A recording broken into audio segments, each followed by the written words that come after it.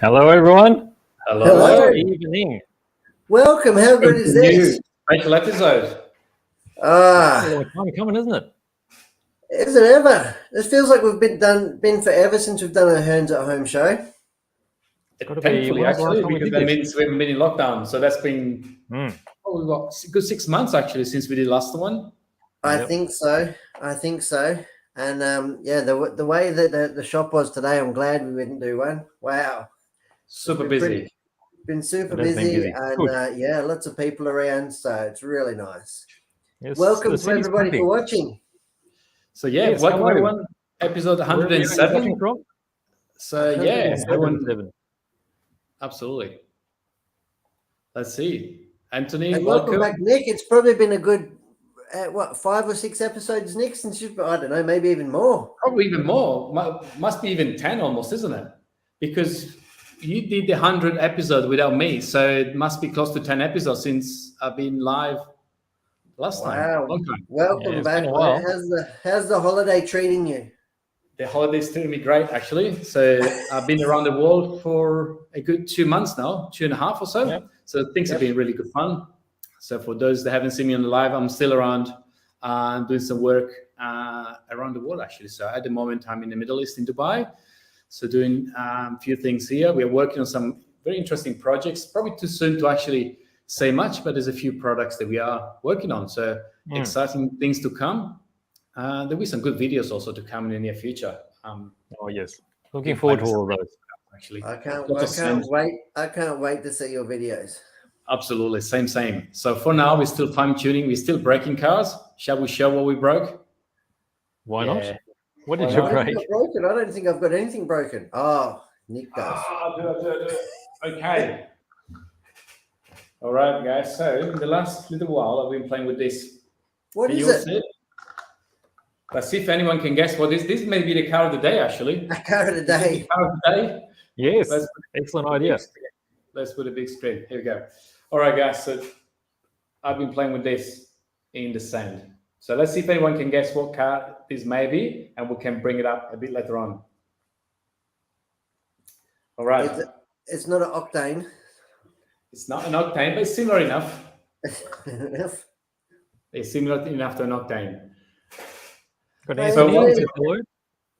Well, people guess what car may be. Today we have a special episode. Lots of guests today. So who do we have on today? So we've got Al, who is also known as Kaiju Shorts from Instagram. He's a figure painter extraordinaire, mainly miniatures for gaming. So it's going to be really interesting to talk to him about all the different figures that he's been painting recently and all the other things that he does too. Who else do we have? We've got Simon Nicholson, and we've got John Puce, and well, we've got me, of course. You're not a special guest. What are you talking about? No. So lots of things today. So we're going to talk about miniatures. We're going to talk about the Yokomo BD11 specifically. That's been very, very successful. And then we may talk about this thing as well, perhaps. Absolutely. I can see Ian already guessed car. Well, I've got a guess already. I think this was too easy. So Traxxas UDR. So UDR stands for Unlimited Desert Racer. So obviously, if you are in sand, this is the car to have. It looks like a real, desert truck. I have the body somewhere. Where did I lose the body? I think I've lost the body. I'll grab the body later. But normally it comes with a full cover, which makes it look really, really like a, big desert truck, really. Power is unlimited. This car goes about 100 kilometers an hour in any conditions. Yeah. So to go on sand, we put actually the sand pedals. Let's put a bigger screen here. Let me see. This way. All right. So we put these big sand pedal tires here. Yep. And it makes a huge difference. This car accelerates in sand pretty much in the same way it does on the road. So it's phenomenal. It speeds sand up probably 5 meters high, and it's phenomenal. So is it 4S, Nick? This is actually 6S. So this takes two big 9-step. This is actually a 4S battery, but it takes two big batteries to get up to 6S. So plenty of power, And what is really surprising how strong this car is effectively. So at the moment here it goes up to about 40 degrees during the day, which is quite hot. And this car can run 10 minutes without missing a bit. So Wow. everything is so hard that you can't touch the drive shaft. There is a big metal drive shaft down here, and you can't touch it. It's unbelievable. So yeah, so it's a big truck. So last week I broke it, obviously. Eventually we achieved that, milestone of breaking You're it. a wrecker. Trying really hard, jumping up and down dunes, and we broke it. So it's actually all still in being rebuilt. And I thought to leave it open just to show how, complex this car is. It's designed like a real dune truck. It's got trailing arms here. That's the two big front arms. It's got upper arms as well. Double suspension. Let me see if I can turn it. Double suspension at the front and at the rear as well. 2 shocks. So, and it has just one big axle at the back with a differential. It's got a big axle at the back. So the back is a solid axle. And where the front, there is a differential. And also the center, there is a differential in here. And also a kind of a slipper clutch type system, which is actually not a traditional slipper clutch with pads. It's got like gears. It's almost like a planetary gear system. Oh, so in here there is lots of complexity. Actually, it's a big, almost like a transfer case in a real car, I would say. What else? Here it's all covered up, so it's actually really well protected from sand and water and dirt. So it takes a long time to put it apart because obviously we need to remove. Let me see.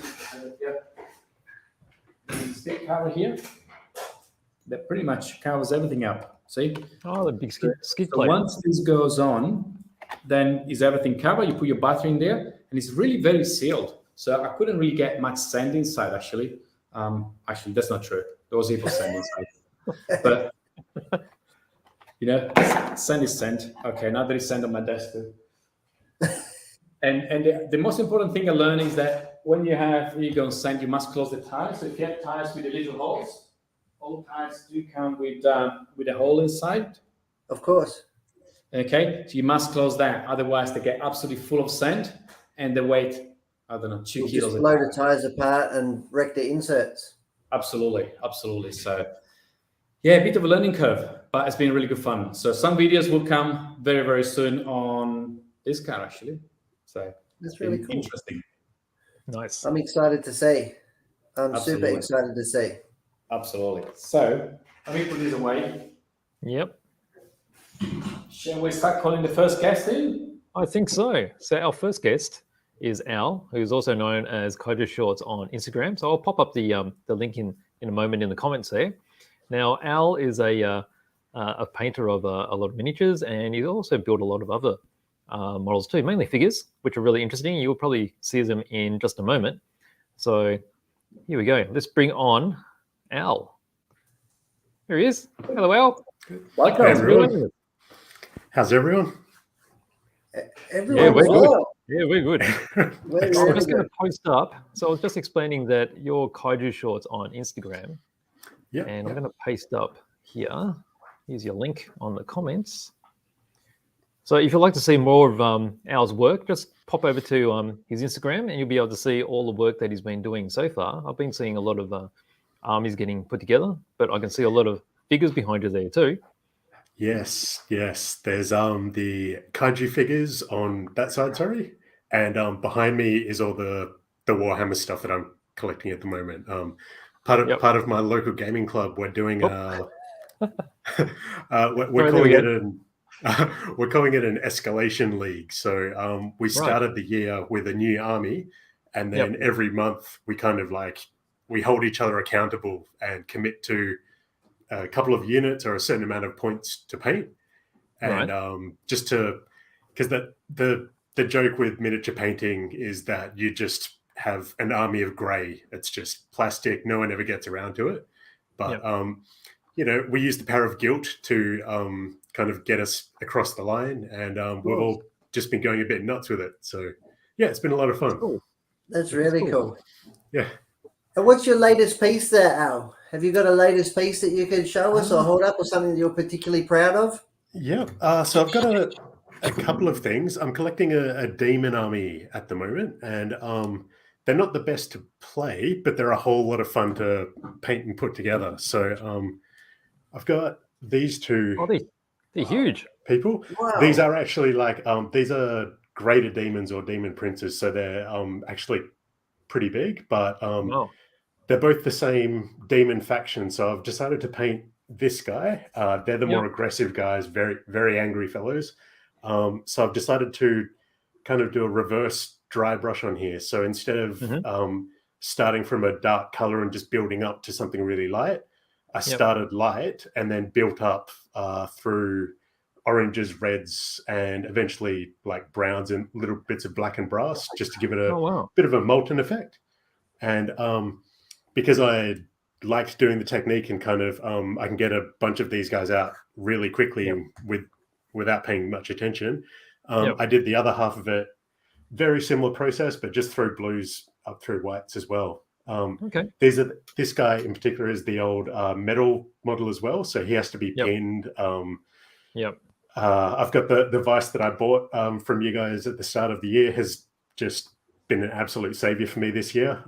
These things are actually like, they're quite heavy and some of the bits are extremely thin. So these guys are my latest things that I've finished. I've also got a bunch of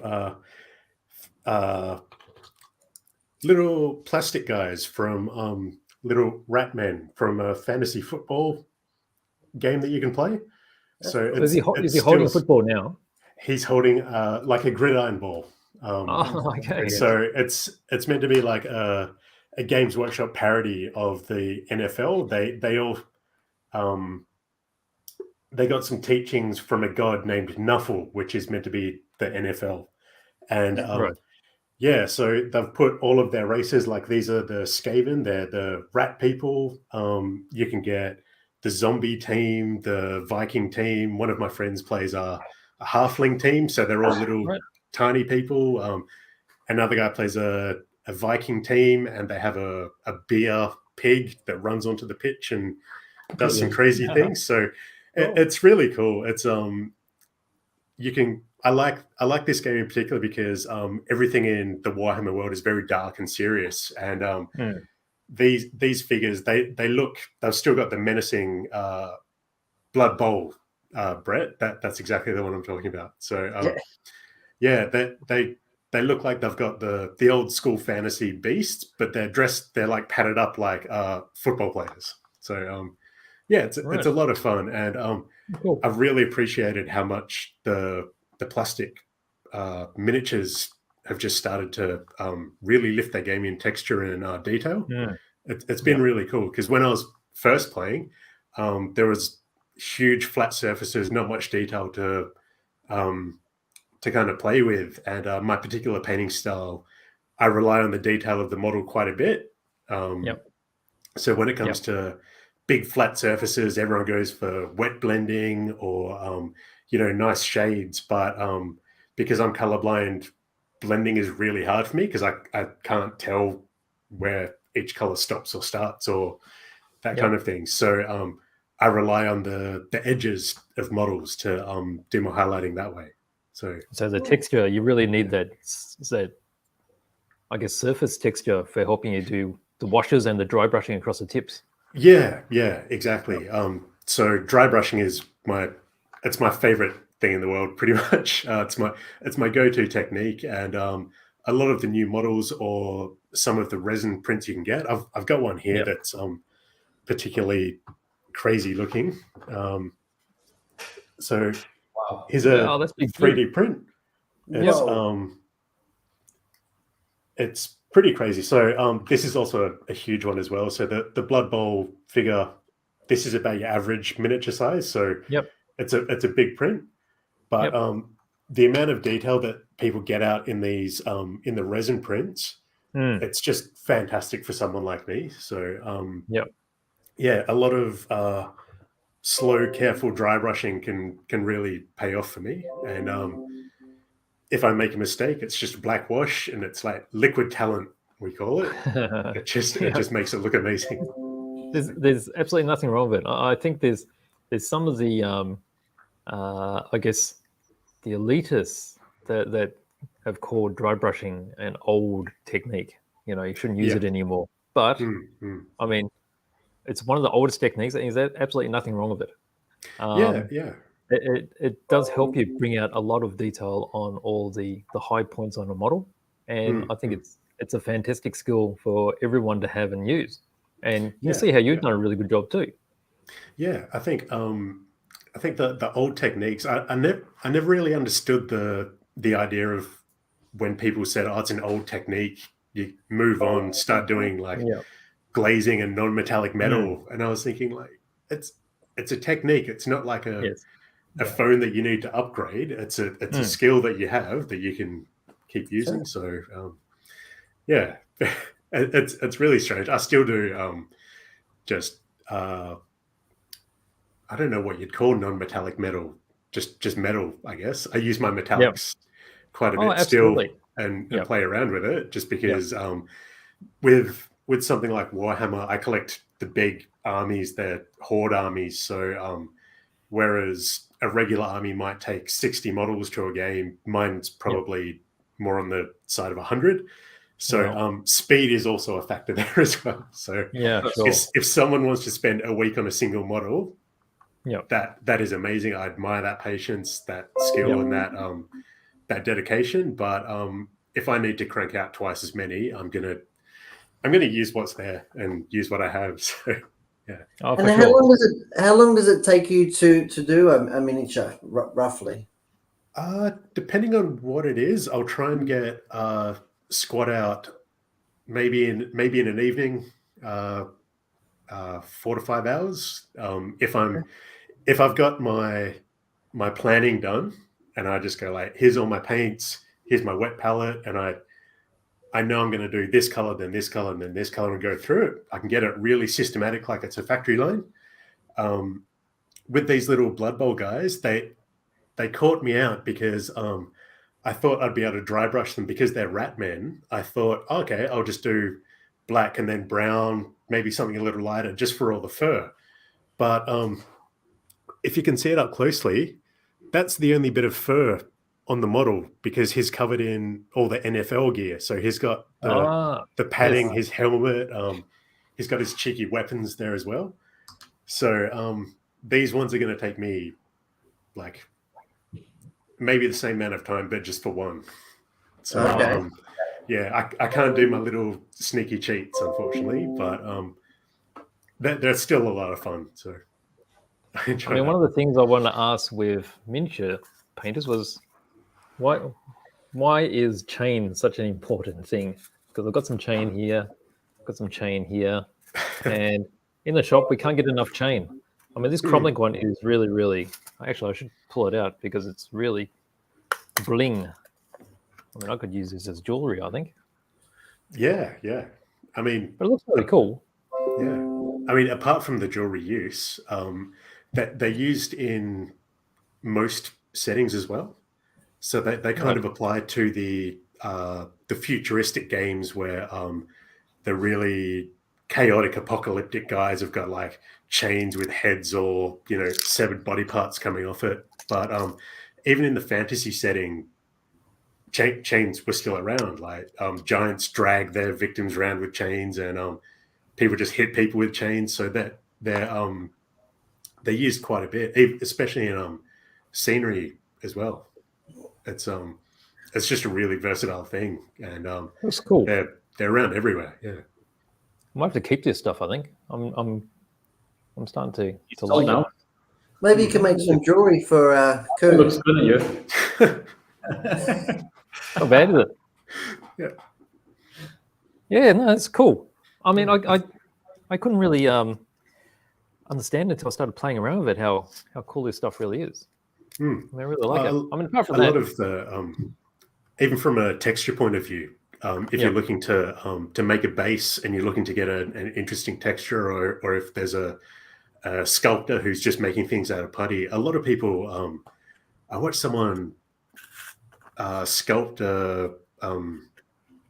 like a squid kind of creature with all their tentacles, and they were using like the backwards side of a knife, or they just said like, oh, here's a fork that I just picked up, and I just noticed that it had a really interesting texture along the handle. So they were like Yep. pressing that into the model as well. Right. So yeah, people just get really creative. It's really cool to see, and it's really inspiring. And I guess they're all haven't pretty done it small, aren't they? myself. Well, I guess it's like one of these. So that's a Nor, which you know very well.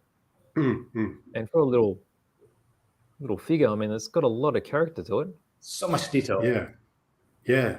I've got a couple of the boom Nors here actually. The Christmas one and Oh yeah, it's cool. a little one. So just show you here the detail that goes into this. This is he's actually got some grenades strapped to his back, but even the dynamite in his face, how they've coiled the wicks around. Oh yeah, it's just it gets pretty intense. And yeah, it can't be good having dynamite in your mouth. No, the boom Nors are for pretty much the orcs that use them, like point them in the direction of an enemy, and hopefully it'll run in that way and blow up. Yeah, apparently it doesn't always work, which is pretty hilarious. But yeah, they get an incredible amount of detail. I've got a couple of the Cromlech goblins as well, and it's the same thing. This guy's got a little not even sure what kind of weapon that is, but it's like a mini flamethrower. And wow. Yeah, the amount of detail in the backpack as well is just it's just next level. And when you compare it to one of these big guys who's got a whole lot of detail, but trying to push it all into something that small is just yeah, this is why I need better brushes so I can paint this kind of thing. You also need some of these. Come on, Beach. Oh, yes. Oh, that's so fitting. Let's put you on the big screen. Oh, that's it. Oh, big screen. sorry. That's it. I will do this again later. I'll put on the really big lenses. They're more impressive. So yeah, I need to use those for all of my modeling now because my eyes are just a bit shot now. But that's what happens when you age. Yeah, I think that's another reason that I lean towards the dry brushing, because even if I can't see it, I can trust that the system's working. Oh, but, yes. It's definitely a way to level up your game by just being able to see it. Especially, I like the ones with the lights on it as well. Yep. Because I do a lot of painting in the evening, and if I can't see what I'm doing, I could be doing anything. So, well, sometimes you want a little bit of control, don't you? Exactly. All right, here we go. Why not? It's happening. It's happening. Oh, look, it's happening live. All right, let's put BJ on the big screen. There you go. That's it. There you go. Yeah, that's enough. I feel silly enough now. I think they're my favorite ones because you can still look over the top of them if you want to like give someone a bit of a shifty eye. That's it. That's true. Like, you know, when your grandparents would like pull their glasses down a little bit and look over the top, and Yes. Yeah. That's attitude. Yeah, it's cool. What else we got here? Oh, I was just going to. Yeah, you were talking about the goblins. I've got a few goblins here too. They are actually on my list of things to get next. Those really? those tanks I absolutely love them. They look amazing, don't they? They're so colourful. Yeah, They almost look fun, but they come to kill you. Yeah. So I'm pretty sure these ones in particular, they're at the goblin scale. So the orcs are obviously bigger and burlier, but the goblins, they have their own hilarious little comic book versions of what the big guys are. Yeah. So I'm very keen to get my hands on them, but I told my friends I wasn't going to collect that particular army, but I'm just one little side project at a time. I'm kind of creeping into it. Yeah, they're fun, aren't they? They're cool. They're just hilarious. I think that's why I like the Cromlech line so much. They can inject so much character into their figures. Yeah, they don't seem to have a lot of rules, do they? And there's a lot of new stuff coming soon too in the next few weeks, I think. Yeah, they're really expanding into all the different factions as well, which is cool because I always assumed that they were just doing the orcs, which is the particular primitive faction, but they've expanded into the space marine. I'm not sure if you can use the legally distinct names, but the space marines, the elder version that I think you guys have got up for pre-order, the Sindari, I believe. Yes, that's it. That's arriving next week. Actually, it should be arriving next week. Yeah, I've got some friends that are really interested to see what they come out like. They look really nice, really slick, and they do. They look cool. Yeah, for sure. Yeah. So it's a really exciting line, and I think 3D printing, as much as it kind of a lot of people say it inhibits the bigger brands, I actually think it's really good for keeping them really sharp and on their toes. It just for sure. Makes everyone have to lift their game a bit, which is very cool. Oh, absolutely. A bit of competition from everywhere. It's good, I think. Yeah, for sure. Yep. And I guess gives opportunity to try new ideas. You can with a 3D print, you can just try a new series and see if it actually generate interest, I suppose. Cat is gone. Cat's gone right. No, that's an angry miniature, that one. Yeah. Do you also build the structures that goes around when you do your wargaming? Like, Cromlech has a range of buildings. Is it something you get into as well? I really want to. I've only got a couple of the I think they're called hive cages. They're the MDF scenery. Yeah. I've wanted to, because some of it looks amazing, but the only drawback is that if I'm not playing with it, I still want to display it. So I'm living on my own in an apartment, so to set up a big wargaming board with all this scenery, it's going to kind of chew into my space a bit, unfortunately. But so some of the stuff when it's painted, like it looks good when you just put it together and it's still the MDF coloring. But I've seen some of it painted up, like the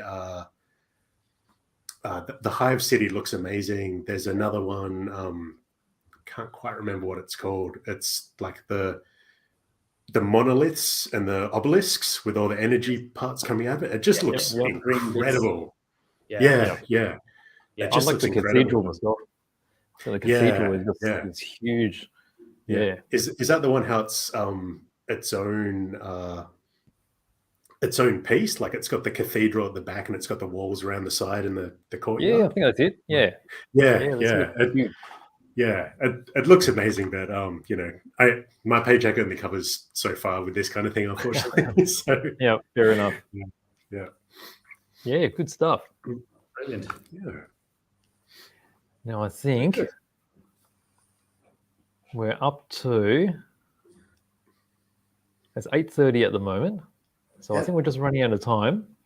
Yeah. So sorry, Al, but it's been really good talking to you. I think we need to bring you back because there's so much more to talk about.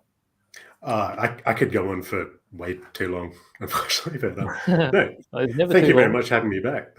You're welcome. Really appreciate it. It's been a while since your last showing, and I mean that was early days when we were doing filming. Yeah. Sure, we'll have to have you back again and show us what you're working on, and we'll talk more about painting and different techniques, and a bit more about gaming, because really, quite honestly, I don't know a lot about gaming, so I'd like to get into understanding how the gaming system works and how you play. Yeah, of course. Anytime. All right, that'd be great. Thanks for joining us, Al. Okay, thanks very much, guys. Thanks, Thank you all. Thank you. Right. Thank you. Catch you out. Wow. That is so much to take in, isn't it?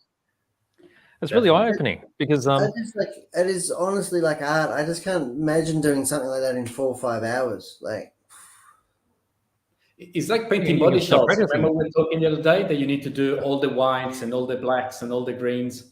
How many are you doing at once? You're not doing 18 at once this week? I hate body shells, and this is just I thought by doing lots at once would make it easier, but it hasn't. Not even close. Not even close. Brilliant. Okay, so shall we bring in Simon and John from our team Yokomo? Let's bring in Team Yokomo. Team Yokomo, welcome, guys. Hello. Hey, going? how Welcome, are John. we? Welcome, Simon. Awesome.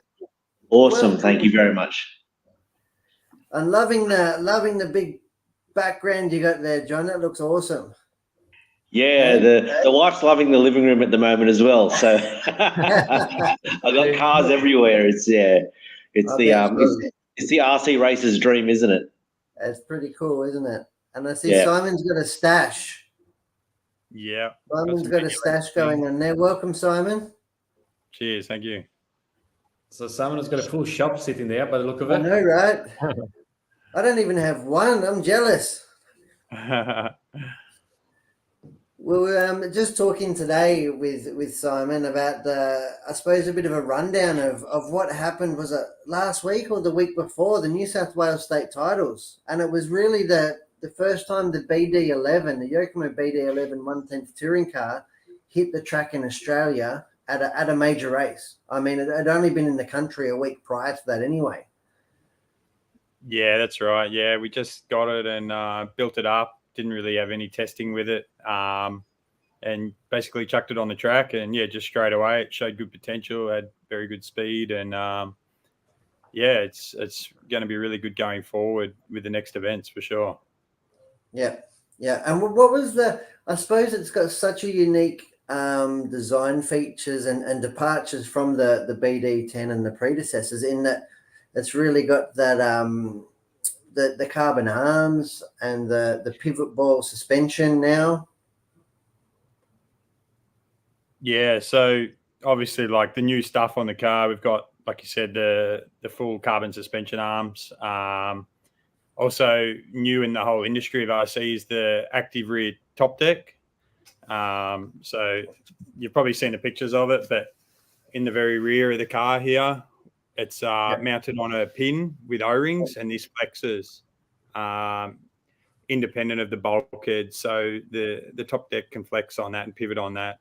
So yeah, it seems like it really, just been playing with it, seems like it really creates a lot of traction and also rotation and steering at the same time. So it seems to be working really well. But yeah, also the big thing on it is the lower anti-roll bars. So they're sitting on the chassis now. So everything now is just really LCG on it. Also the split front shock towers, which gives it that more front flex as well, which I think balances out with the rear active top deck, and also gives it more steering as well. So it feels really good. Yeah. And there's no doubt. I mean, not only yourself, but even the mere mortals in the lower classes, like they definitely picked up time with the new car.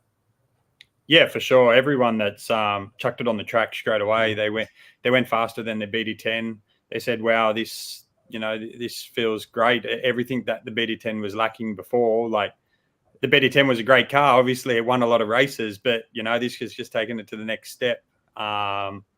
Some of the other guys, in the slower classes, they back to back their BD10 and BD11 in practice at the state titles, so they had minimal time, and straight away, just went quicker with it straight away. Yeah, no, it's really cool. When I think it's a real testament to the car when you can pretty much just throw it on the track on its initial outing, and it feels good out of the box. That they've done a good solid job, and fundamentally in the geometry and the package that they've given us seems to be a really fast car. Yeah, for sure. Yeah, it's really looking forward to the next races coming up this year. And you were right in there at the New South Wales state titles. I mean, you had a little bit of bad luck throughout the weekend, but probably a lot of things probably didn't go your way that could have. But even with all that bad luck, I mean, you still managed to stick it on the podium, didn't you? Yeah, during the end of practice, once we, discovered some things with the setup with the new car, and it was really on pace, really quick. And yeah, like you said, I just had some bad luck in the qualifiers and then also in the finals as well, and I couldn't piece it all together. But the pace was there, and I mean, it was a bad weekend for me, but to still put it on the podium, it shows that it's got potential. Yeah, absolutely. And I think it rose everybody up. I mean, even and not that John Pierce is a shabby driver by all means, but I mean, he stuck it in the midfield seemingly quite easily, didn't you, John? Like you could have. I feel if a few more things had gone your way, you could have been on the podium yourself. Yeah, there was a couple of things that happened in the final, but that's just racing. That's the way it happens. And actually, what I did notice is the people that would normally I would be behind in every other event, right? You know, I'm realistic to my capability, but I've certainly closed the gap. I actually found in one of the I think it was A1, I found myself in position 3 before some issues with some let's call it competitive driving. But yeah, that would have secured me a good fourth or fifth position. But unfortunately, the way the dice rolled this time, it made me drop back from qualifying fifth down to P6. But the cars are awesome, and I think with the two different driving styles that Simon and myself have got, the setup window is quite large, which is great, and it's really sensitive to changes. So when we make a change, you can really feel the difference. So it was really easy for me to take Simon's setup, what he's found, make it a little bit more stable for me to drive. And yeah, it was on pace. I definitely closed that gap to where I normally am. So definitely confident to take this car into the next few events. It's going to be awesome. That's going to be really cool, isn't it? When you guys are heading on track next with your BD11s, are you racing anywhere over the weekend or? Yeah, we sure are. Fortunately, it's a long weekend for most of us here on the East Coast. I don't think it's a long weekend for anyone in Queensland. But they won the Origin, so let's not talk about that. They can work on Monday. But this Monday, Simon, I believe you're coming along as well. Most of the Yokomo guys are heading out to Wayland. So the Wayland Model Car Club, run by the Castle Hill guys, should be an awesome day out. The weather's looking great.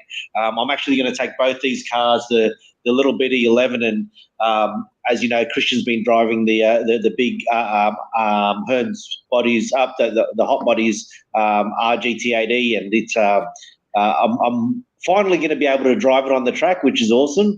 But we'll all be out there. I think there's probably 6 or 7 of us from the team heading out to Wayland on Monday. That's really cool. And the weather's looking okay up there at the moment? It's going to be cold on Monday. But you guys have had a bad run, really, the past 3 months, haven't you? Let's be honest. Like, you haven't been able to go on-road, off-road, anything. Yeah, they're 100% right, mate. It's been a horrible streak of bad weather. That's why when we do see the sunlight, you see all of the RC races come out, and at the end of the day, everyone wants to play. So so definitely looking forward to it. That's fantastic news. And I suppose that brings me on to the next point. It was your first big outing as well, wasn't it, with your new electronics package? Yes, it sure was. Obviously, practicing a lot with Simon. I did have a drive. Sorry, let me just grab this. I did have a drive of his car a couple of times in practice, and I couldn't help myself, but I've got all the dash gear in there now. It's absolutely awesome just having that linear feel in the electronics. I'm a big advocate for a linear power feel from my electronics package, and it was awesome to feel that from Simon's cars. And obviously I'm back now. I'm over now with the dash gear, and on top of the 110 stuff, of course, the 1.8 too, right? Absolutely awesome in the 1.8. I took it out for a test drive the other day, and to be able to run 60-70% turbo with the gear staying cool, I won't lie, it did get a little bit hot after minutes and minutes of driving, but for it to stay cool, it's absolutely weapon electronics. So definitely love it. Obviously love the fact that it matches my Aramax setup station too. So if you can't be fast and you can't drive as fast as people like Simon and the top guys up top, you may as well look fast, right? Exactly. All about the bling. And definitely the Aramax gear does definitely look fast. And I think that's probably been something that I've suffered with. I mean, I raced back in the, I'm that old. I raced back in the brushed era, and I think the biggest, downfall for me of the brushless systems was getting, like you said, getting that linear feel, getting that direct feel with the throttle. And I think the dash gear is really strong suit at that. It really feels. It doesn't feel like really synthetic or digitized. It feels quite natural and linear, like you said. So that's it. And a lot of people don't like that. A lot of people will dial in, and use expo on their throttle and stuff like that, and they'll soften it in various ways. But I like to feel it quite direct and quite linear, and that's how I get the control through that way. So I know there's a lot of different styles out there in that, but if you do like a nice direct feel, a nice linear feel, but it's also very tunable, then the dash gear is really good at it, Yeah, of course. And to be honest with you, I did play around a little bit with the, I think it's called the compression on the Speedy. And if you did want that extra bit of softening, or if you want all of that power to be used, there's a lot of power to be had, and you can soften it all the way down as well. But the good thing is being able to easily find that linear feeling. That for me as a racer, I think that's really important, because you're not just managing, I guess, your lap times, but you're also managing, conservation of tire, conservation of battery power, etc. Throughout that race, so that you can get that fastest 5 or 6 minutes that you're racing out of the car. Absolutely. Now, Simon, how long have you been with dash gear for, Aramex? It's been about 4 years now. Yeah. So you're quite practiced at the dash gear. Yeah. And obviously during that time you extensively run modified. Yep. And I suppose in the Australian market, the dash motors, I know the Speedies can go blinky, but the dash motors are sort of more for open and outlaw racing. They're not actually raw approved for stock and spec classes, which is a big drawback, because I know a lot of the racing is stock and spec class.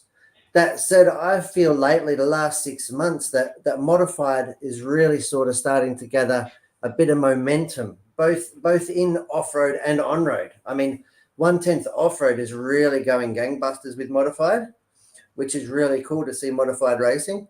And I'm really hoping that 1/10 on-road goes the same way, Yeah, it's good to see. Obviously, modified's the premier class, which everyone should eventually work their way up to. But yeah, obviously, it's something that we all hope for, and hopefully it does go there. But yeah, with the dash stock motors, I've been told they're working on some legal motors, not outlaw motors. Yeah.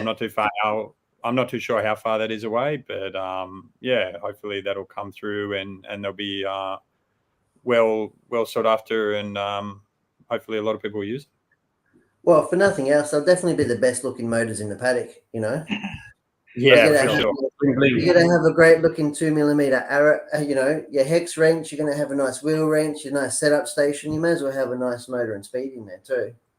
Yeah, definitely. And I'm pretty sure that the Dash AI Pro ESC is still legal to use. I think it's just the motors that are outlaw. And I believe it was last year, Calvin Holmes actually used one, and he's still using one now in 21.5, or now that he's in Thailand, it must be 17.5.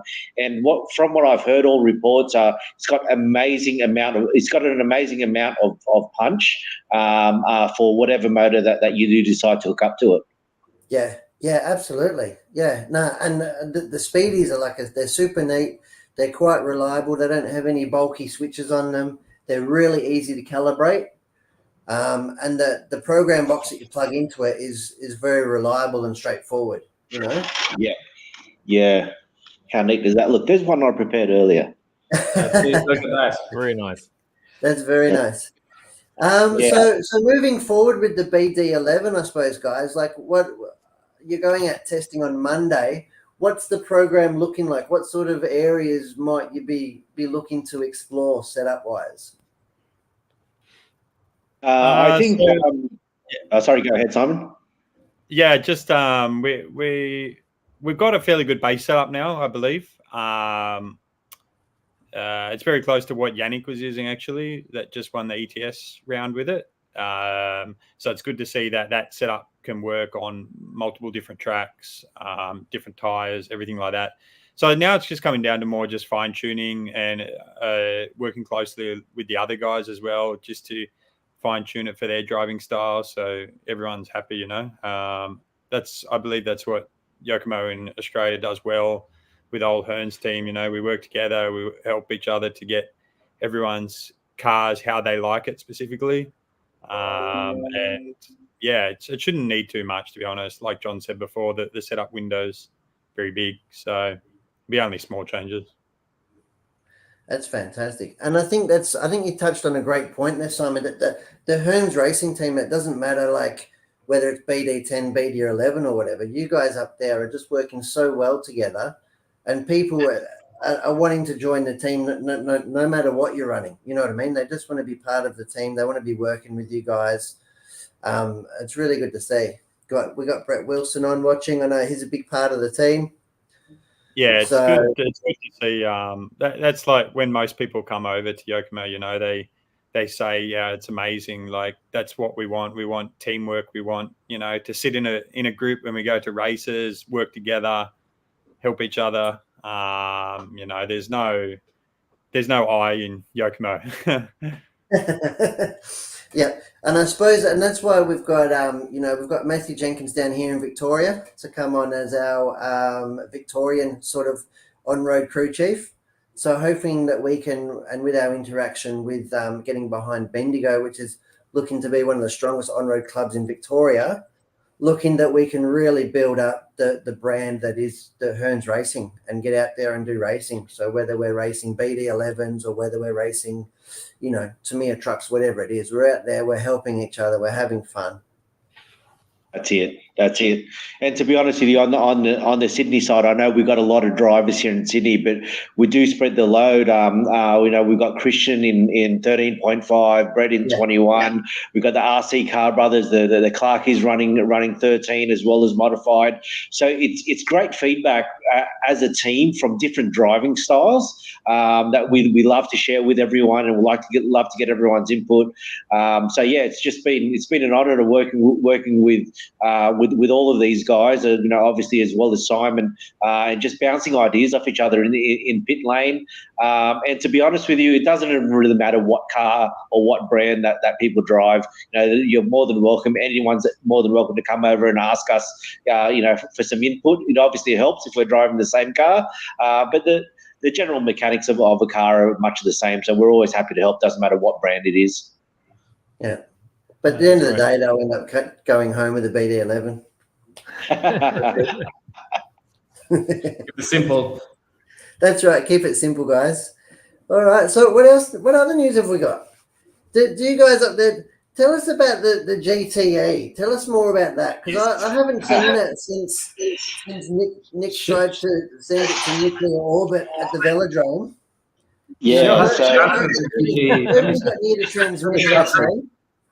Yeah, so just to note the running gear that we've got in the GTE that Christian's been pimping out at all the club meets here as well. We've got running a Dash 1.8 motor. Now that 1.8 motor we've switched around between the 2150. I've got the 2400 kV motor in there now, and we've also used the 2600 on smaller tracks as well. All with great success. All you need to do is just gear it appropriately. Of course, the 2600 is a ripper of a motor, so it does take a nice quality battery. I've got the 9 steps battery in there now, so something up there with quality, being able to supply that continuous current that the 2600 or 2650 requires. Then of course, you just need to make sure that you got obviously fresh battery packs and good quality battery packs if you're running that 2600 kV motor. I can see there, John, that you've actually resoldered your battery plug back on. It drew some current last time Nick used it, I believe. Yeah. So last time at the velodrome on 60% or 100% turbo, it was drawing that much current that it actually unsoldered the wires from the back of the XT60 plug. It just stopped, and luckily it stopped on the straight. Luckily it wasn't mid-corner because it would have been catastrophic, the speed that it was going. Literally, it just didn't it? It just sort of coasted like fail-safe on the straight. That's it. And of course, we thought we'd just popped the motor or a speedy or something like that. But we're like, and went over there, and it was hot. It was no doubt about it. It was red hot, but it had just blown the solder off the thing. And said, "That's it, Nick. I think we should put it away now." Yeah. The other thing that's been working really well with these is the new GRP tyres. Actually,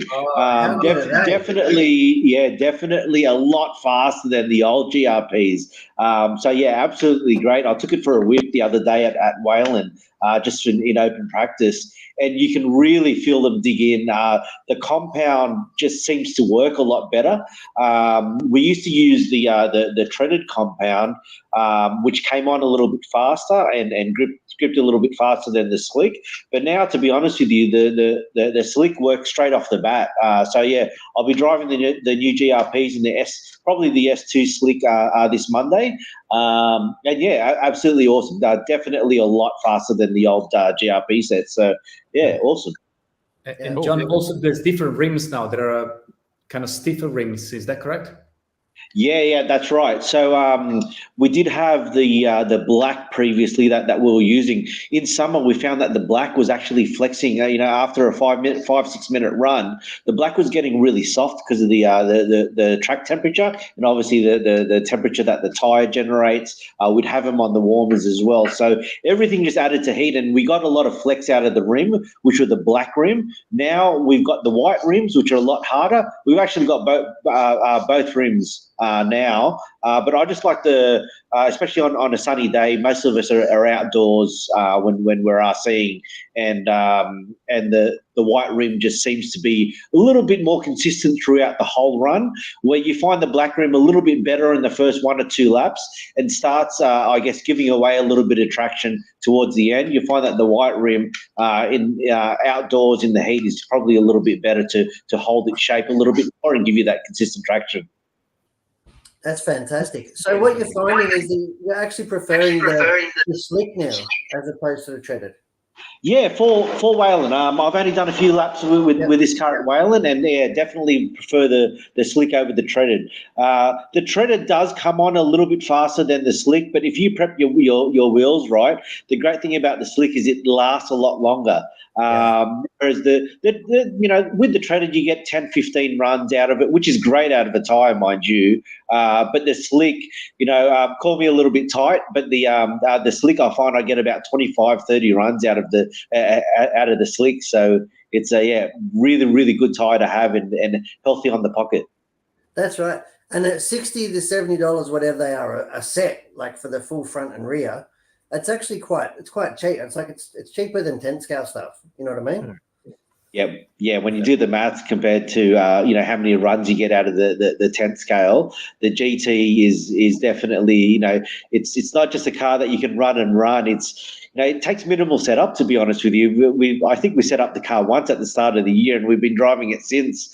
It's been to the velodrome. Obviously, I'll put a little bit of a setup on it now before I go out to Wayland. But the whole day out at Wayland, I probably won't touch the car, to be honest with you. I'll just drive. And also the maintenance, I guess, is a lot less delicate compared to a 10-scale touring car. Yes, definitely, and that's why I love driving this car so much. You drive it maybe as a fill-in class, or even if you take it as a main class. The maintenance, you take it home, you blow it down, you put it aside, you just keep driving it till you break it, basically. And I think I've only ever broken it once, and it's awesome. I think now that we've got a little bit softer power delivery in the 2400, it should be a lot more. A lot easier on the car and the chassis itself. That motor with with its 4 horsepower rating at 4S put the whole drivetrain under massive amounts of stress. Yeah, with the two. And the batteries as well. The batteries just copped an absolute hard time. So Yeah, but I think that's the way we always tend to overpower things. I mean, that's human nature. I think we always want to go faster. yeah, it's not a bad thing having all of that power, under the hood and usable. But if you can't put it to the ground, then it's obviously useless and just kills batteries and shreds up tires. But for sure, some of the guys, just like yourself and Nick, when you go to the velodrome, that's definitely the motor to have. If you need that if you're doing top speed runs, that motor is a killer motor. With how much punishment that's been through, it's held up really well. It's done some kilometers and it's still going. Yeah, that's really good. I've actually got a new an 8-scale EP8 buggy here. That's a HB, so that's its kissing cousin to the GTE8, and that'll be getting fitted out with a 2150 and dash running gear. Nice. Hopefully with a national campaign that's coming up in end of July. Take it up to the nationals up in Queensland and have a run, see what we can do. Now back to the tent scales. We were talking about tyres. That's it. How Get fast back. are these? They are the fastest tire on the market that I've tested. Simon, I'm not too sure about what feedback you've got, but for sure, anytime I want to go fast, anytime I want to lay down some punishment, that is the tire to go for. Yeah. So that's the Sweep EXX 36R3. And what we've put these on an amazing special because we really want the whole world just to be able to throw these on at will pretty much. So we've put the price. We don't usually talk prices here, but these are like $35 a set now for the public, and that's really hopefully going to make everybody faster and make racing cheaper for everybody. So and that is the same tire, exactly the same tire that we've had for like the past 6 months now. The same awesome tire. So it's really good to put it in the capable hands of everybody now. You know. So I think the big one as well. These tires are just like as fast, like from the first battery, as they are realistically like to the 6th or the 8th. So yeah. And I think a huge thing with those as well is that they're always balanced. I've always found that straight out of the pack, there's no need to balance them. Throw them on your car, give it a rev, and you'll see that it's not giving you those death shakes. So they're a really good balanced tire straight out of the packet. So you just throw them on, do your club race or your club meet, and they're really easy to work with. Yeah. Now it is important, obviously, to check the tearing at the side, especially if you've been on the gutters and stuff like that, and to reapply glue to it if it is lifting, because they can tear if you let them get unruly. But if you stay on top of it and keep them in good nick, they will last until they blow out. So that's the Sweep, the Sweep 36s.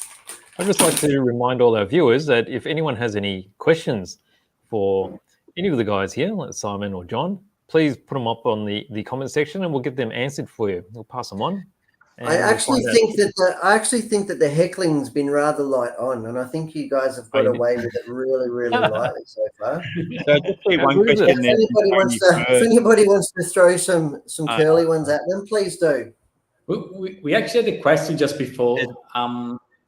So Tony was asking if you guys use 50-50 or 70-30 throttle setting. So I'm presuming that's for the radio setting on the transmitter? Yeah, I think so. I think the Traxxas transmitters tend to have that kind of setting. Yeah, I believe I've seen it on the Sanwa transmitter as well. From memory, it's the 70-30 or 7-3. The default is 70-30 and what it is stock. Yeah, I don't change anything like that on it. Yeah, I can confirm that the default setting 70-30 and I just leave mine as 70-30 as well. Well, I guess that's what you want, right? You want more of the forward throttle feel than the opposite direction. I suppose for us guys racing where we're not allowed reverse, so we're just really looking for that braking modulation, that braking feel, But maybe if you are using reverse, maybe in a crawler application, then you might want that 50-50 feel so you can modulate your reverse speed a bit better, I imagine. or if you're running your UDR around the sand dunes, Nick, maybe you want to go full power in reverse. Only forward. Yeah. Is The that pedals don't work 30-70? backwards. Absolutely. Now, there's another question here, actually. Yep. This is a classic question. What is the body of, what's today? June 10th. Yeah, that's right. What's today's body? Yeah, what's today's body? Really depends Okay. what class and what track you're on, to be honest. Like personally for me, I like the extreme bodies a lot for modified asphalt racing. But yeah, I've tested other bodies, you know, like blitz bodies, zoo racing, BD design bodies. They're all good. Like I said, it really comes down to the track, the class, and especially your driving style, I'd say. I guess you find the same as well too, John. Yeah, obviously we've been doing a bit of testing with the Blitz TCN as well recently. That Jeff Hammond had great success with at the New South Wales state titles. So it's been good to test with that. It feels similar to the Twister, and yeah, every car's got its own characteristic. The Speciale is actually got probably a little bit more downforce, a little less corner speed. And then you have a look at in the stock and 21.5 classes, the Wolverine, it's a little bit more of a freer body, and it's got a little bit more corner speed. That's why the guys like using it. So to answer that question, Anthony, there are different bodies for different classes, depending on your setup and what you're after with the car. But generally, I think most, about 90% of people will be either using the Twister or the Wolverine. Very interesting. It's actually interesting to see there's quite a few new manufacturers doing body shells at the moment. You know, until 2 years ago was Protoform, and then Zuhu and BT, and now we have Blitz and Matrix or Extreme. So there's a bit of a changeover, isn't it? Yes, absolutely. And it's just one of those things. And I believe Protoform, did I read that Protoform's just brought a new one back to the market? I don't know if anybody's tested it or if it's in Australia. Yeah, the P3N, I believe it's called. I haven't managed to test it. I don't think Simon has either. But again, it's probably going to be just another body for a different characteristic. Even with the slower classes, as I mentioned with the Wolverine, Biddy make their help me out here, the Hyper. The Hype HR, and Brendan George, I know uses that in 21.5 quite extensively with great success. It's got really good corner speed, but again, it's just got a slightly different characteristic. So depending on how you set the car up, there's certainly a body to suit. Yeah, it's just one of those. Yeah, it's just a tuning tool, isn't it? Like most races, whether it's right or wrong or whatever, they usually take 3 bodies to the track. I'll say, no, even if it's the same body shell, it can be mounted forward, neutral, back. You know what I mean? Like there's different, you can have different wings on the back. So some guys, I'm more of a guy that probably like leaves the same body, but I might play around with the wing a little bit more. So I might move the wing forward or back or try different, different cuttings on the back of the wing. So, but yeah, I know everybody's different, but everybody gets a feel. And like you said, it probably becomes more of a security blanket, I suppose, and knowing that that's what you're comfortable with. Yeah. And I think a huge one is your choice of color or scheme. It really does actually help. I think it really does help your driving with what your eyes actually like to see, something nice and bright. For example, if you're racing at night time, especially if you're getting a little bit older, like myself, I'm hit the big 40. But yeah, I like to have the bright, as everyone knows, bright blue, orange, and white colors that I've got.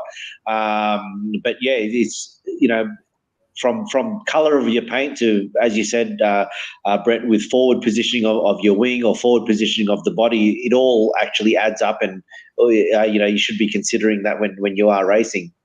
Yeah. And John, or if you just get an 8 scale, if you're struggling to see your car, John, just get the 8 scale GT. That's it. And it went from black wheels to white wheels. That makes a big difference too. Yeah, black wheels to white wheels. That's right. Yeah, I've seen it that you've actually does help. That is a beautiful presented body you've got there. I love the paintwork that you've done there. Your paint's really improved a lot, John. I'm not going to take credit for this. No? This one goes out to Christian Silva, another Hearns racing driver. Absolutely amazing style. You'll see his style headlights on all of his bodies. He actually took concourse out at the New South Wales State Titles again with his black and yellow paint. I believe that's probably the third or fourth event in a row he's taken concourse out. He was nice enough to paint me this body. I won't tell you what favours I had to do for him to get him to paint me this. But I'm absolutely stoked. This is the BD Design 765. It seems to be the go-to body for GT8. That's for sure. Yeah. Well, the color contrast looks really good.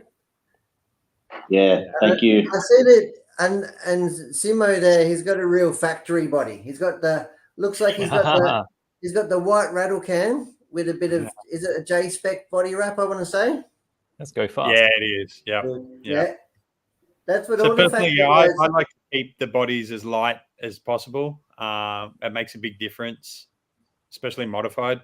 You want to keep the weight down. And I don't know, for some reason, anytime I put a painted body on, I go slower. So it's just something in my head, you know. I can put a white body out there. I make it look nice with the J-spec stickers, and I can go hammer and go and don't care about it. That's fantastic, guys. Brilliant. That is really, really cool.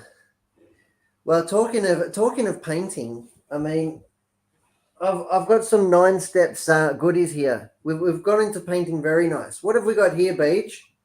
Oh, the pot. Oof. Yeah, that's it. It's a yogurt maker. System. Come on, Beach, help me here. I'm flailing. It's a paint pot. It's an airbrush cleaning pot. You know very well what it is. I did. I was trying to throw you. Didn't work, did it? I didn't. So this is a new product from 9 Steps. This is very early on, so it's actually probably not on the shelves yet, but it will be coming in the coming days. Here. Oh, I got the box. You have the box. I got the box. How good is that? Well, this is actually one of the new products that we're talking about early on. So these are the prototype of the box for that product specifically. And I've got the product here. Yeah. And So it's got some good features on it. And what that does is it helps clean your new 9 Steps airbrush in between colors. So this is brand new. And unfortunately, I'll be honest, it's going to get a Guernsey this long weekend. So what you do is you sit that in there, and then you can blow out your colors instead of putting it all over your room or your towel or whatever. That's it. And I don't know if Matthew Jenkins is watching, but I know what I'm getting him for Christmas this year. Yeah, he'll love that. He'll love very that, handy. won't he? How much will you love that? It's got the little leg on it so it won't pop over. It's got the little filter in there so you don't just blow paint vapors all into the atmosphere. That's it. So that is really cool. That is a little the 9 Steps little airbrush cleaning pot. Yep, very handy. And what I've got here is a new airbrush 9 Steps signature series. Where can I see it there in the reflection? No. Version 2. This is the version 2.0. Yep. So that's a 0.3 millimeter nozzle. This is the 0.3 millimeter one. So there's 2 versions, the 0.2 of millimeter and 0.3. Yep. So really nice chrome finish in there. Feels really nice and smooth straight out of the packet. So keep an eye out over the Facebook post and that over this weekend as I completely obliterate 6 body shells and probably spill paint on the carpet and upset the wife and everything. You wait. Is that what you're doing this weekend? Yeah, spilling paint, trying to paint. And then you move the shower. I think the shower is a good option too to spray body shells. Is it? Well, that's where I wash them, but I get picked on for doing that. If I go into the shower with my car bodies, I get picked on. What have you got there, Beige? I've been working on a new pink helmet. A pink helmet, you say? Oh, hang on. Let's see. Let me It's not trick the focusing camera on into the- focusing. Here we go. That's it. It's not quite there yet, but it's really shiny. It's really angry. Is he angry? Why do you look angry? Concentrating. Well, he looks angry because I don't know. This is Must- actually a custom done driver. You probably look better once you see. Well, you can't really see, can you? Ah, I see what you're trying to I've got the do. mustache. It's got a mustache. Oh, I see what That's you're it. trying to do. Brilliant. That's the little Brett. Is it? Yep. Okay, so I still gotta paint your mustache properly. Still Yep. gotta do your eyeballs and stuff. But we've got the Wow. It's got the Hearns Racing logo on the side. The 75th Hearns. that's Look it. at that. It's super glossy, brilliant. super shiny. You've never had a pink helmet this shiny, mate. Oh, half of my luck. Look at that. So that's just going to take another couple of days' work, and it'll be ready to mount up in your crazy comical that we're going to be racing at the Vintage Bash. That's right. It's going to go in the grasshopper comical. That's it. And there's your race suit. It's a jade. It's all green because your favorite color is green, right? Green and Yeah. yellow. That's right. So You need the all red the staple teams to wearing, keep you strapped inside. That's right. All the teams got pink helmets and jade suits. Yeah, so it's going to make a hell of a difference once I got the mustache on. But yeah, we'll show it again later. We haven't told Nick that we're doing one for him yet, have we? Yeah, yeah. That's going to be a surprise, isn't it? It's Oh, going to I have. don't He's know, going we've to got some have. ideas. He's going to have mirror finish aviators. That's for sure. That's right. That's it.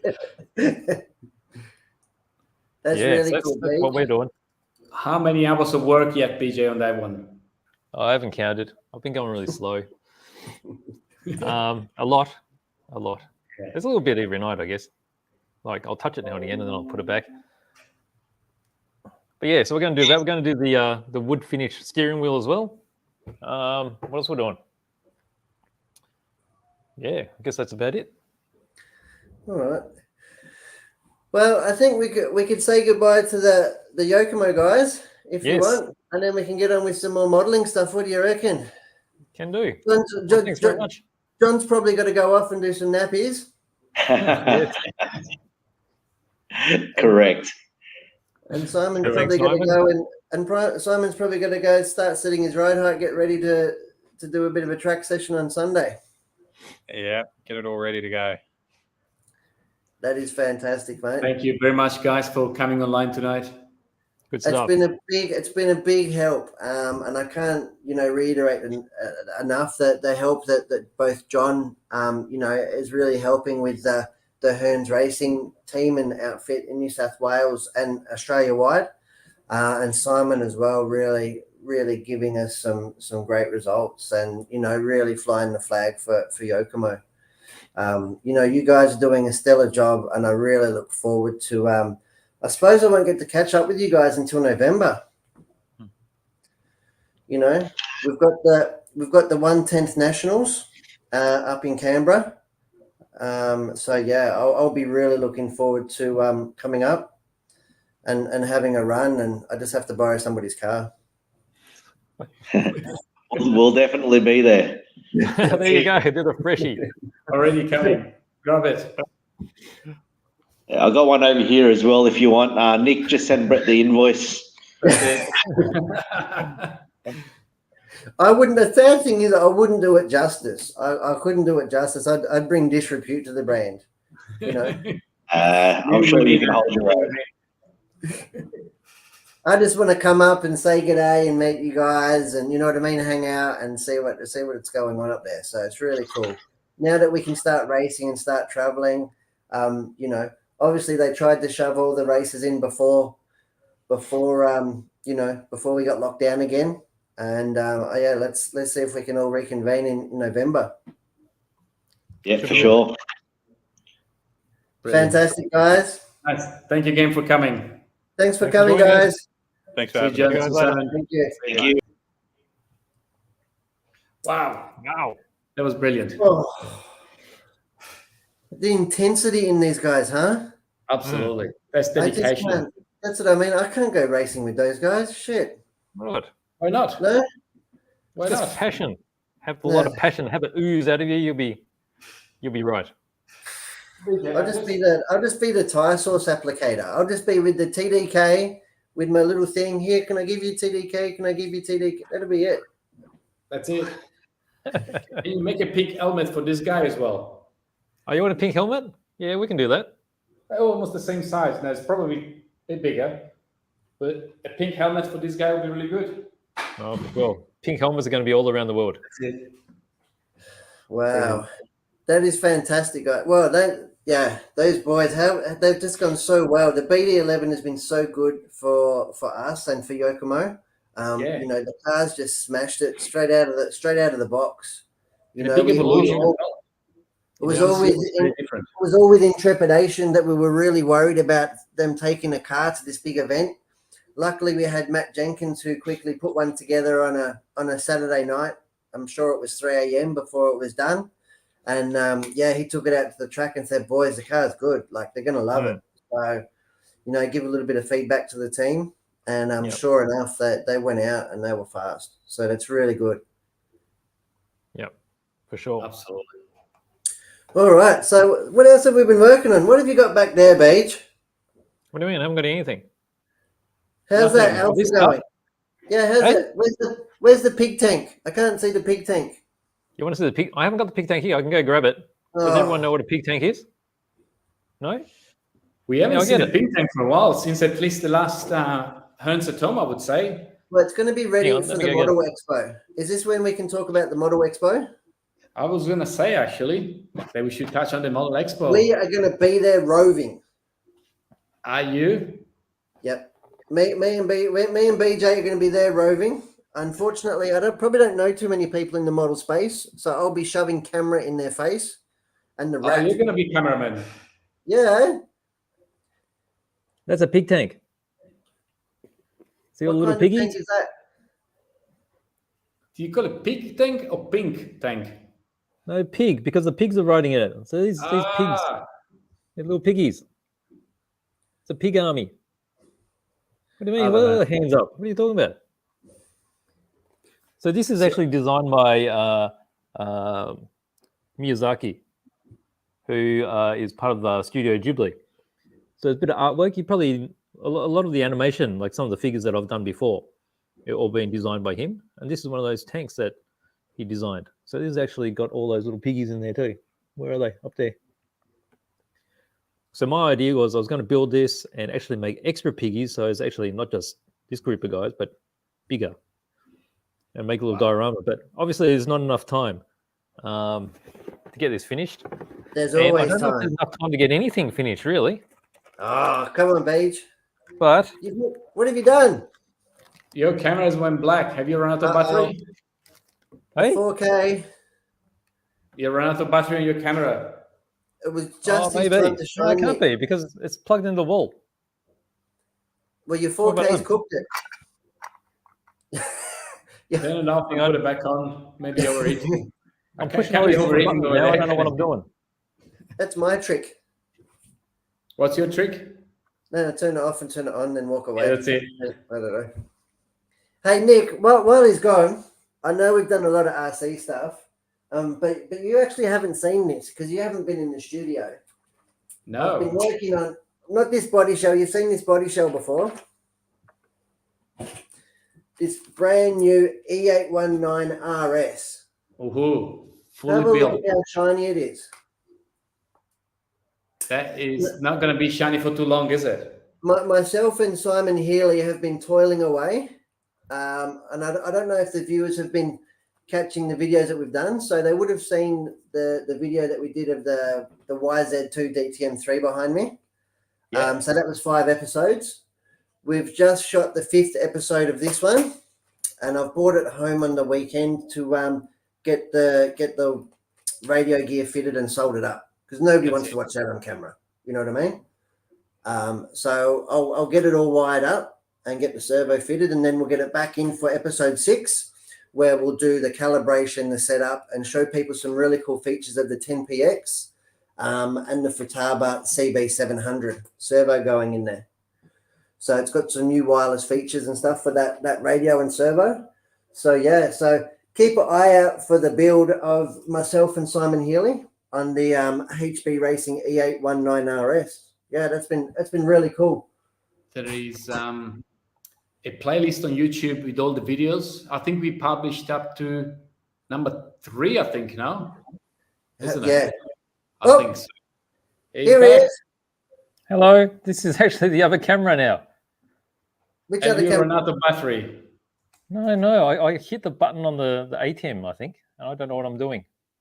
Have you faded to black? No. Hang on, let me try again. What's happened? Don't go anywhere. Oh, gone. Lost him. He's done it Lost now. him. Uh-oh. It must be too late for beach. So we've been doing that. We've been doing heaps of videos. I've been doing some of the McCoy Show phases that I showed maybe last week or a couple of weeks ago, those ready to run cars. I did the shocks on that, did the gearbox on that, re-greasing and stuff. So yeah, a little bit of tutorial there. So there's some great content coming out on our YouTube channel. And I'm looking forward to more. Now, speaking of the Yokomos and the off-road team are actually representing in a big way. We've got the Mildura Mallee Madness on the weekend, which is a big part of the Victorian Driver Series for 1/10 electric off-road.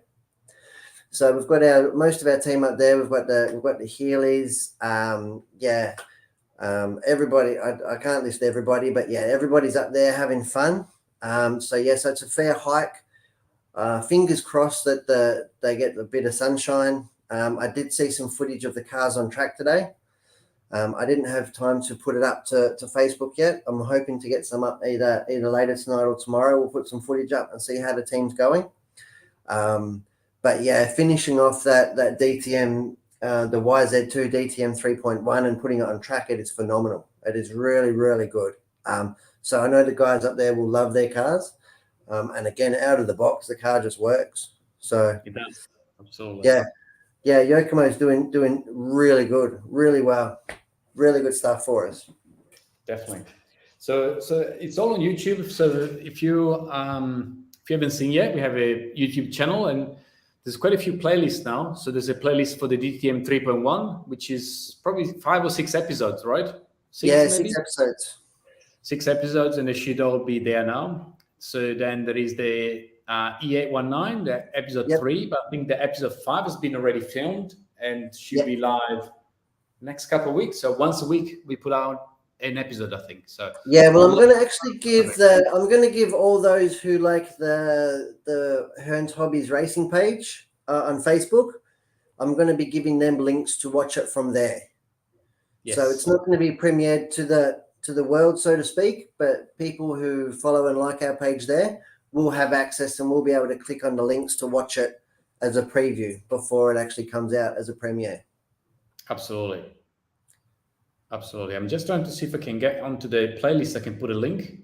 So I've been logged out actually in the meantime. So while BJ's coming back, we can. Oh, is this back? Yeah. Did you press the right button this time around? It's called unplugging from the wall and plugging back in and see what happens. That's the usual turn on and off, isn't it? That's it. Yeah. That's tech. That's tech speak. Brilliant. Meanwhile, I managed to find the link of the DTM 3. All right, so this is the DTM 3. Yep. Maybe. Oh, I'm gonna. Sorry, Control C. Now the only thing that wasn't filmed of that was the painting of the body, because we actually filmed the painting of the body for the frog race car. Yeah. Now all my bodies look the same, so if anybody wants to see how I paint my bodies, watch that episode of the frog build. I think it was frog build episode 5 or 6, where me and BJ painted a body in the studio, and it was actually really entertaining and quite scary. Yeah. That was intense. It was pretty intense. So if they want to, see how I paint my bodies, but catch up on YouTube. Heaps of build, heaps of content going out. Really good. It's a video at least every day, at least. Yeah. So it's really busy. Here we go. I just found the link for the frog painting. Oh, I'm wrong again. So what have you got for us, Beach? Let's get back to I it. was just gonna. There you go. I was just going to show the little piggies. Ah, look at that. Wow. They are really cute. So I'm going to make a whole bunch of these. So I'll just copy them and make more, and I'll change their poses a little bit because they'll look a bit funky if they're all exactly the same. Are you going to use the blue stuff? I will probably use blue stuff to copy these. That's the easiest stuff to use. Yeah, so that's a pig tank. But enough of the pig tank. Let's look at some of the stuff that I got behind here. All right. BJ stash. Wow. That It's is just a little one. So you all know about the Mephistopheles. So I've actually opened this up, and the open boxing is actually live to see to subscribers. So if you subscribe to our newsletter, you would have gotten a link. But for everyone else, you're going to get to see that open boxing next week. In the meantime, we've got some new kits. Got this one here. Should we This give one's a a bit, chance to the viewers to watch that video? Sorry? I've got a link here. Shall we put a link for the viewers?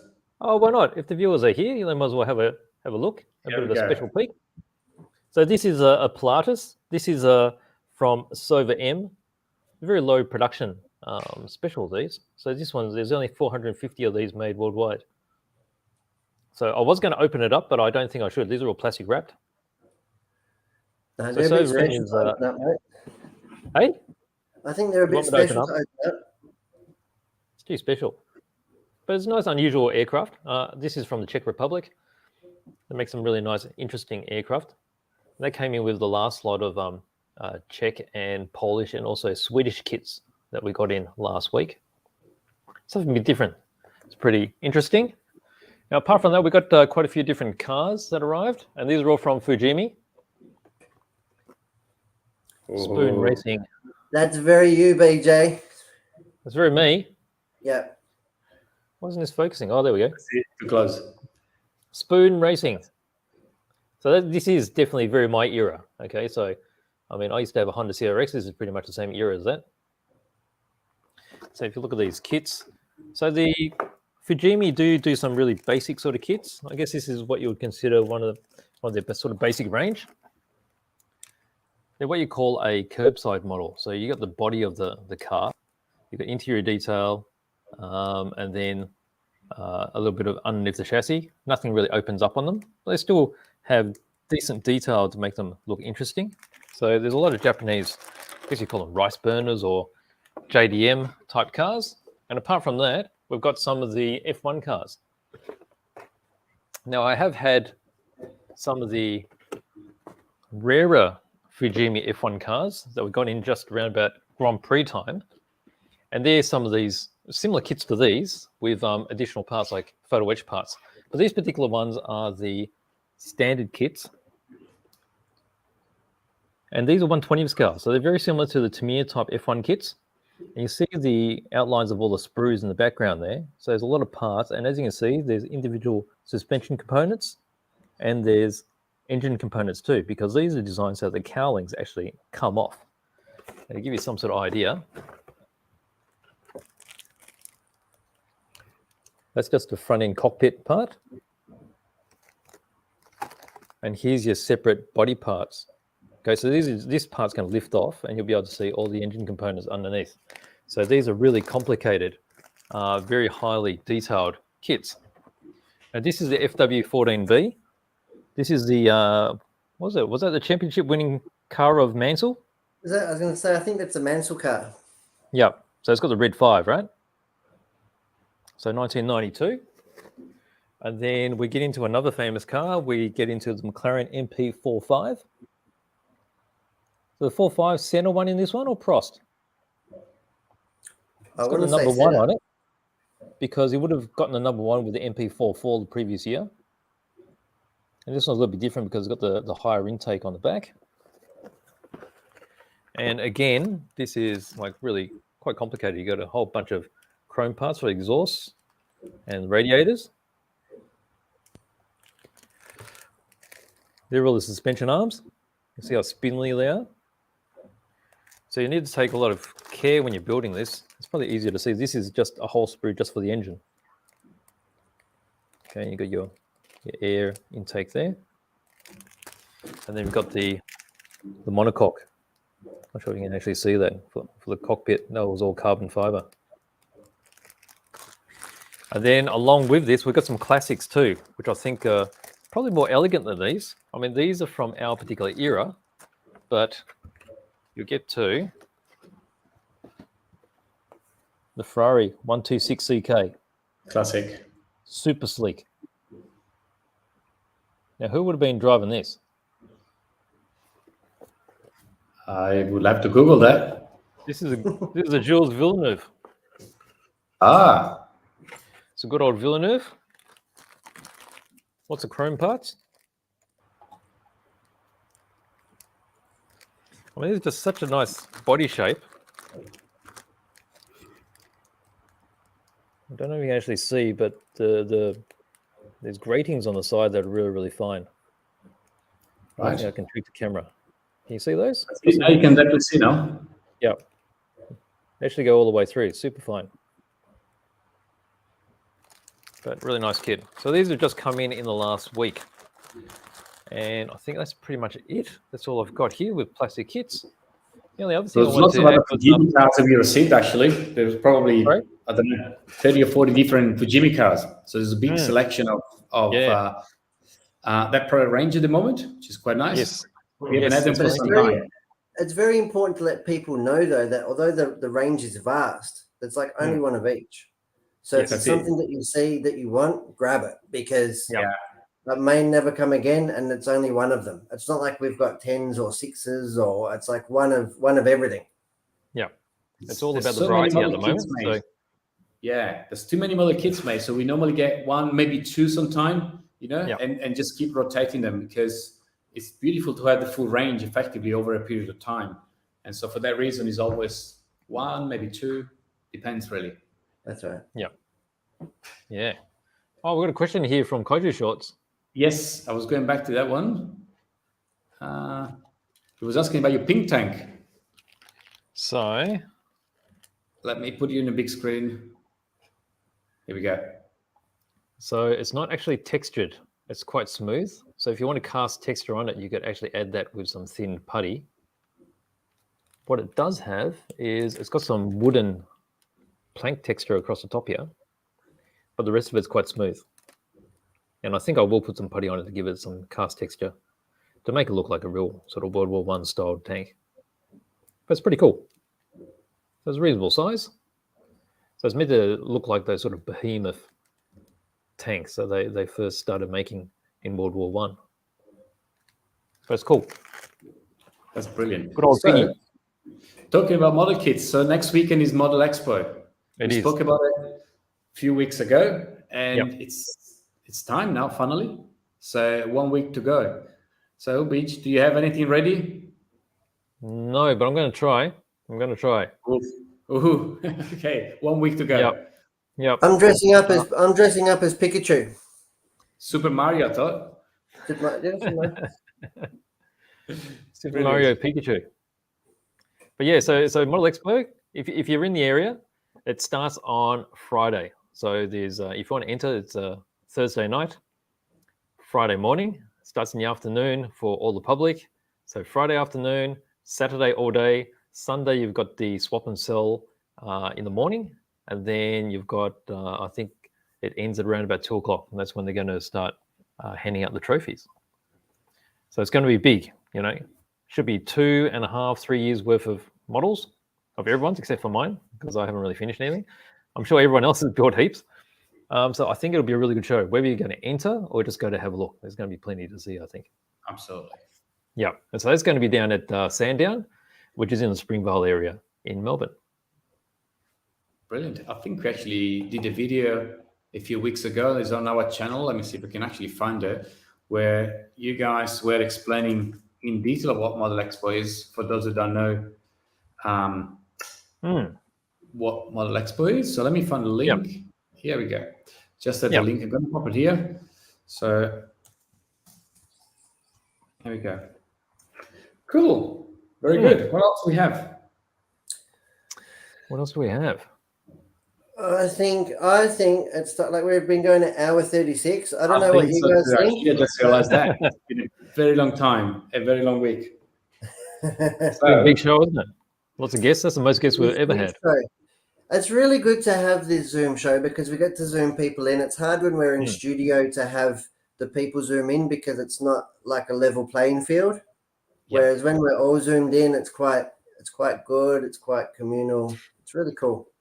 And I think being at night as well makes it a lot easier for people to watch. Usually 2 p.m., we are in the office and, it's a lot more challenging to be live. So, I guess we keep saying that every few months we should come back live at night. And, let's keep doing that again, 3 or 4 months. Let's do it again. Absolutely. Sure. It's always fun. Brilliant. Very good, everyone. Thank you for joining us. So this was episode 107. So we have done 107 episode since, I think, March 2020 from memory, when we did the first one in the front of the store. First week of lockdown was from memory. So thank you for all that have been with us for so long, actually. It's been really good fun. So we'll be back live from the studio next Friday, 2 p.m., back to normal time. That's right. That's right. It's been All great. right, then. Everyone, thank you for watching. Have a good weekend. Thanks for watching, guys. Thanks. And if you've got any comments or would like to see anything on next week's show, just drop us a line. Let us know what you want to see. Absolutely. All right, good stuff. All right, then. Thanks. Take care. See you guys later. Thanks, Bye. guys. Bye-bye.